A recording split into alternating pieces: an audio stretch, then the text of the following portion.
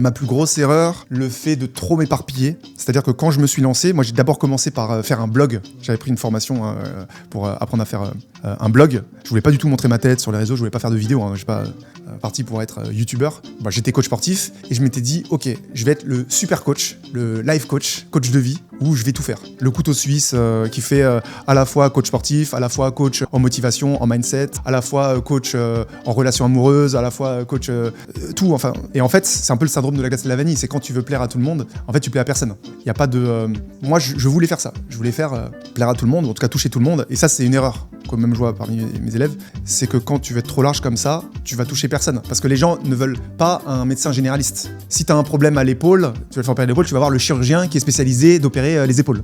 Ça, je pense, c'était ma plus grosse erreur parce que je faisais des vidéos et à chaque fois, je changeais de thème. Un coup, c'était une vidéo sur le sport, un coup, c'était une vidéo sur le mindset. Je me souviens que j'avais même fait une vidéo où c'était, je donnais des conseils pour ne plus avoir la tête qui tourne quand tu te lèves trop vite. C'était dans le cinéma. Je dis, et là, quand j'y vois, je me dis, mais pourquoi je me faisais chier à faire des vidéos comme ça? C'est aucun rapport, tu vois. C'est comment et je pensais que les gens allaient taper ça dans les mots-clés, tu vois. Je me dis, mais je faisais n'importe quoi, tu vois. Et après, pour le fun, ouais, j'ai créé une chaîne comme ça. Je me dis, tiens, pour m'amuser, je vais faire une chaîne où je vais aider les gens à faire des rencontres amoureuses comme ça. Et c'est ça qui a pris. J'ai eu de la chance au final, mon 3e essai où ça a marché. C'est-à-dire que le blog, c'était un échec, premier échec. Ma première chaîne YouTube de développement personnel où je partais dans tous les sens, c'était un 2e échec, parce que je faisais 20 vues, 30 vues, et après j'ai laissé tomber. Et ma nouvelle chaîne YouTube, là sur les caméras cachées de rencontres amoureuses, ça a cartonné quoi. Mais c'est vrai qu'au début, et c'est pour ça que ça a marché pour le coup, parce qu'après je faisais que ça. Je faisais que ça, c'était que ça, et quand tu te focuses, bah ça marche.